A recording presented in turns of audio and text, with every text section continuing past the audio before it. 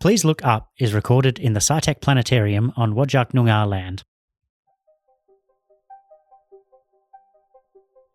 Hello everybody and welcome back to another episode of Please Look Up.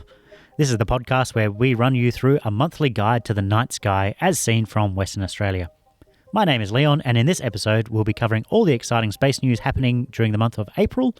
And we're here at the Scitech Planetarium on Noongar Budja, and I'm joined by Brandi, a professional planetarium presenter. Brandi, thanks for joining us. Thanks for having me, Leon. Let's get straight into this. Let's. Because I've been seeing it all over the news. There's going to be an eclipse on the 20th of April, a total solar eclipse. I think we should talk about it. Me too. It's one of my favorite things. So let's start with the basics, I guess. Brandi, what even is a total solar eclipse? That's a great question. So the easiest way, a total solar eclipse is when the moon passes in front of the sun. It's during the daytime. Mm-hmm. So here on Earth, we get to have the moon's shadow fall over the Earth. And in that moment, when we get complete darkness, that's when the moon passes directly in front of the sun, we get to experience something called totality. Totality. Oh, and that's when it's like total darkness. And that's why it's called a total solar eclipse. Oh, yeah, I guess that makes sense. And so we're literally inside the shadow of the moon. We are. So at that moment in time, and it's only a moment, we get to experience almost like total darkness when daytime turns to night because the moon's shadow feels all-encompassing. Wow, there we go. What's so exciting about the eclipse next week that I keep hearing about? So the one in Exmouth. So what's really special about this eclipse is what's called a hybrid eclipse, where other places will get something called an annual eclipse, and we'll get that a little bit later. But in Exmouth, they're going to get a total solar eclipse. Right. So for just a brief moment at about 11:30, they'll get a chance to experience that total solar eclipse. So if you're in Exmouth at 11:30, I guess that would be in the morning. Yep. The moon will pass in front of the sun and people in Exmouth will be completely inside the shadow. That's it. And the next time that's going to happen in Exmouth, well, it could be a couple hundred years from now. Oh, wow. So these are really rare. It's very rare. They don't happen very frequently in the same place. Wow. Oh, okay. So total solar eclipse in Exmouth. What about if I live in Perth? What can I expect to see from Perth? So because we're not in that what's called the path of totality, that's the path that the moon's shadow takes over the Earth. Because we're not in that path, we're going to experience something called a partial eclipse. So in that point, here in Perth, we're going to experience about 70% of the moon blocking out the sun's rays, but not all of it. So if you were to go outside of that point, you might get a little bit of a shadow or shade, but it's definitely not going to be complete darkness. It's not going to be complete dark. So I don't need to turn lights on or anything like that? Nah, you won't have to worry about anything like that. So what about people in Exmouth? During that moment of complete darkness, what's it going to feel like? So it's something really amazing. It's basically for just a few moments, and I do say moments, altogether it's just about a minute in time. A minute, right. And during that time, you're still going to have a little bit of light because we're going to get the sun's corona. That's still going to be something that will be illuminated during that point. Okay. If you're able to look up and look at that. Yep. But otherwise, all around you, you'll actually get a chance to see the stars that are usually blocked out because of the sun's rays. So you'll be able to see stars during the day? You'll be able to see stars. You might not get a chance to see the Milky Way. It's not going to be that dark. Right. But it is going to be dark enough that you'll be able to see some of those brightest stars in our sky. Wow, some of the brightest stars in the middle of the day. In the middle of the day. Wow. And what about the landscape? Is that going to change? That's a great question. So animals are pretty tuned into this kind of stuff because it's something, again, they're not even used to. So during the middle of the day, you're going to get animals are going to go quiet. You're going to get the air around you is going to cool down just a couple of degrees like it does at nighttime. The heat of the sun's getting blocked out, and everything just cools and quiets down for just a few moments. Just a few moments, or what is it, about a minute, did you say? About a minute, yeah. So it'll start at 11:30, and by 11:32, you'll be completely over. Wow. So it's exact right place, right time to see this total solar eclipse. That's it. Wow. And you said, how often do these eclipses happen? You said once every 200 years or something like that? Well, solar eclipses and lunar eclipses, they happen several times throughout the year, but they don't happen in the same place at the same time.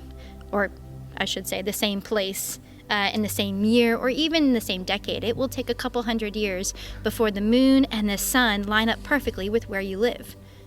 Right. Okay. So a solar eclipse will happen a few times a year, but that shadow on the Earth may be in any other spot. Exactly. And the chances of it being exactly where you live is like very, very rare. Very, very rare. Right. Which is why here in Australia we get so excited when eclipses happen, because they don't happen a lot over our cities here. Yeah, of course. Yeah, being so isolated. Yeah. Right. And okay, now I see what you mean. So here from Perth, because Perth is not exactly in the shadow, or what did you say? What was it called? In the path of totality. The path of totality. So because Perth is not in the path of totality, so we're outside of that path, and so we don't see a total eclipse. We just see a partial eclipse. Exactly. Wow, there we go. Right place, right time. Right place, right time. You mentioned this as a hybrid eclipse. Like, what does that mean? Yeah, so hybrid eclipses are when we go from either an annular eclipse to a total eclipse or total to an annular. I know, I already see you thinking, what is an annular eclipse? So an annular eclipse happens when the total eclipse is being witnessed here from Earth, but the moon is at its farthest point away from the Earth. So think about latitude lines. Mm-hmm. If you go down just a few latitude lines from where we are here in Perth. Okay, so I go down south. Down south, going that's south. it. Yep. Pretty south. Then the moon's actually a little bit farther away from the Earth, which means when you're experiencing eclipse from that kind of spot, down south, the moon doesn't actually block out all of the sun's rays, even though it's completely lined up. You still get some of the rays of the sun coming around. So... Well, because we're further down south, you mean? Yeah. So when the moon let's go with the path of totality, when that starts hitting the Earth on April 20th, it actually starts from a point way down south in the Indian Ocean where the moon's going to be too far away to have that total solar eclipse. Oh, I get it. As the moon's path goes closer towards the equator and the Earth gets just that ever so slightly closer, then the moon will be large enough to block out all of the light from the sun, right, leaving us with just the sun's corona. Okay, so it's literally the shape of the Earth that is making a difference to the eclipse. It's crazy, hey? So yeah, like when you're further down south and the Earth is like you're literally further away from the moon, closer to the poles than you are at the equator. Absolutely. And that makes a difference. It makes a huge difference. And if anybody's on a boat that's far south in the Indian Ocean, they'll be able to tell you, because that's the only way you'll be able to view that annular eclipse. Right. Okay. So yeah, if you're way out in the Indian Ocean, so it starts out as an annular eclipse, which you said is where the sun kind of like peaks around the side of the moon. Yeah. So it comes around all sides. So you still see the circular part of the moon. Yep. But it's also not going to block out all the sun's light. So it's like a ring of fire. Like a ring of fire. Right. And then as you get closer and closer to the equator, further north, because literally of the shape of the Earth, you're closer to the moon, and that makes the moon bigger, and it covers the whole sun. The whole sun. Wow. Well, all of its light anyway. And so that's a hybrid eclipse, you say, because That's it changes from annular to total. To total. Is that what all eclipses are like? No, so most of the time when we get eclipses, they generally will be either total solar eclipses or just annular eclipse. One or the other, right? One or the other. So put it this way, in the 21st century, only 7 hybrid eclipses occurred. Wow. Only 7? Only 7 out of over 200 eclipses that happened. Yeah, I was going to say, you mentioned that there's a few eclipses per year, more than 200 in that century. Yeah, but only 7 were hybrid eclipses. That's really cool, isn't it? I think so. Let's get to the very heart of this. I want to look at the eclipse. Can I just stare straight at it? Please don't. Please don't. Please don't. Think of this. Think about it this way. Mm-hmm. Have you ever gone outside at night? Yeah, I walk my dog at night all the time. Perfect. So when you're walking your dog at night, how annoying is it when a car comes at you and it's got its high beams on? Oh my God. Yeah, right? That's really your annoying. Eyes just, so much pain. Well, imagine that about 1,000,000 times brighter on your eyes. Right.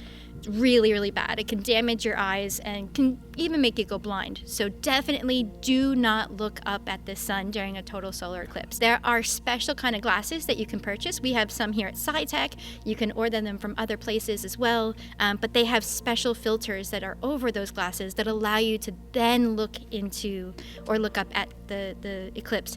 And the same goes with your phones and tablets and stuff like that. You want to get special filters that go over the camera so that way it doesn't burn, one, your camera, but also your eyes if you're looking into it.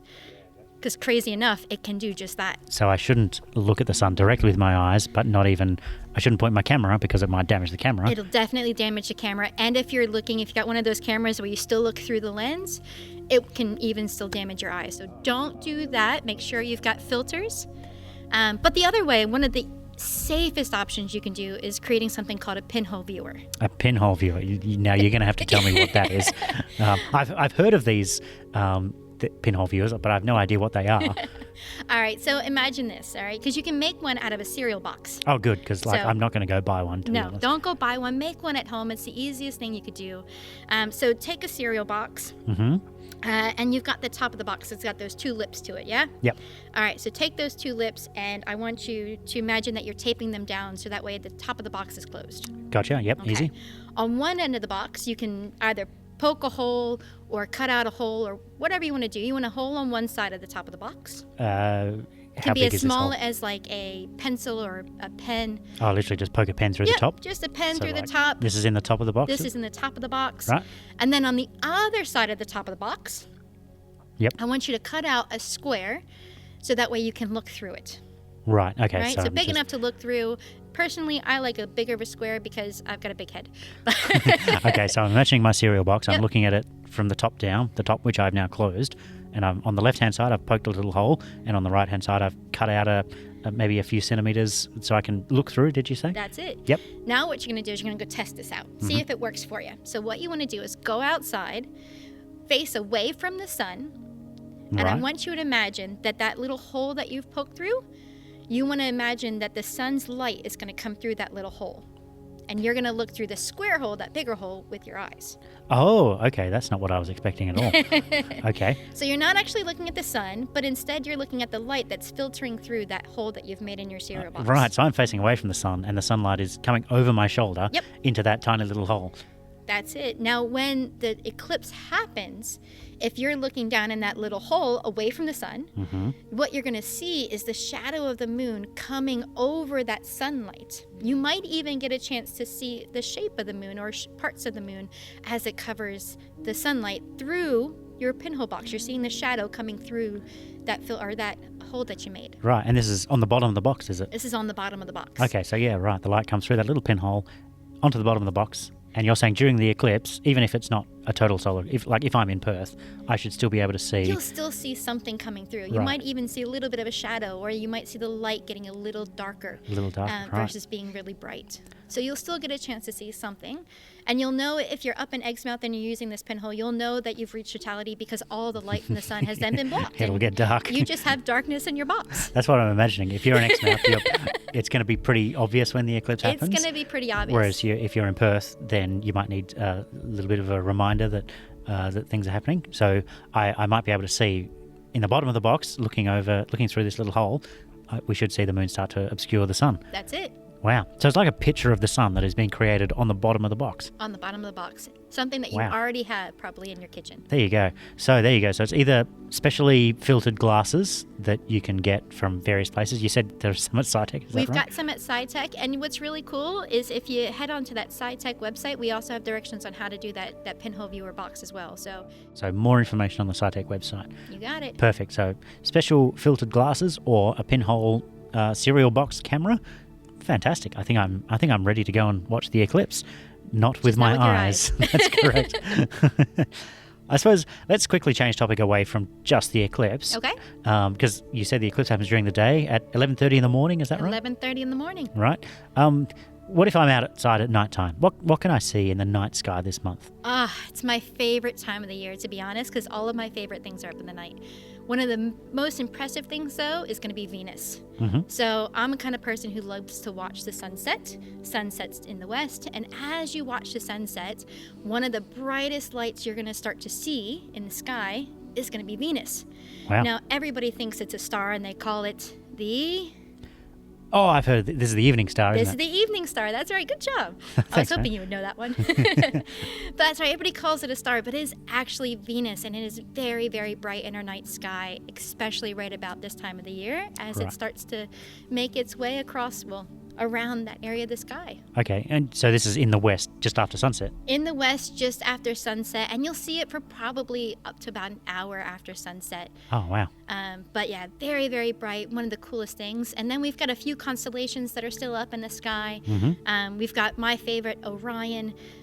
But Orion is one of the ones that generally is only up for the summer and then the end of autumn. We're going to start to see Orion dip below the horizon fairly soon as Scorpius comes out on the other side. But I'm sure that we'll cover that in a different one. Yeah, I remember hearing that Orion's a summer constellation. So what do you mean? Like, where's it going? Well, just like the moon disappears for 2 weeks at a time as it makes its new moon phase, our constellations also disappear for a period of the time as we make our way throughout the different seasons. So they're just going to come up more during the day, or they'll be around more during the day. So I see what you mean. If you happen to have an eclipse during winter next year, you might even get a chance to see Orion in the middle of the day. Okay, they are there. They're just like, we're on the other side of the sun. Exactly. So if we want to look at Orion, then we need to look have a at total the solar sun. eclipse. Yeah, gotcha. So what you're saying is this, like, Orion is still there, but is it almost gone, is it? Whereabouts is it? It is. So it is in the northern part of the sky, northwest part of the sky. Northwest, right. But it is, like I said, going to be making its way beneath the horizon, so we won't be able to see it at night for much longer. And that's because of where the Earth is as it orbits the sun. You got it. Gotcha. So remind me again, Orion, we've got the 3 stars for Orion's belt. And is there any other things that help me identify Orion? Yeah, so Orion's got a few different things going on for it. So it's got the 3 stars for the belt in the middle. It's got a red star called Betelgeuse up near its shoulder. Yes, that's right. Yep, and then it's even got a couple stars around it, like Sirius, one of the brightest stars in our night sky, which is right next to it. So if you're looking for Orion's belt and Sirius, you'll be able to find all of Orion throughout it. Right, okay. Is Sirius part of Orion, or is it just like nearby? It's nearby. So Orion's part of this Greek mythology story of Orion being this great hunter, and he's got a couple dogs with him, including Sirius, or the star of Sirius, and Canis Major being the constellation. Oh, I see. Gotcha. Okay, so yeah, right. Yeah, I remember now. Orion and his hunting dogs. And this is why Orion's my favorite. It's got such a fun It's such a great story. To it. Yeah, his hunting dogs, Canis Major, which has Sirius. Gotcha. All right, so I'm looking for Venus in the western sky, and then just after sunset, and then not too far from there, you said in the sort of west-northwest, there's Orion. There's Orion. And maybe Sirius as well. Sirius, and you might even get a chance to see Mars not too far from it as well. Oh, there you go. So they're all kind of in that same area. Wow, I know where I'm looking this month.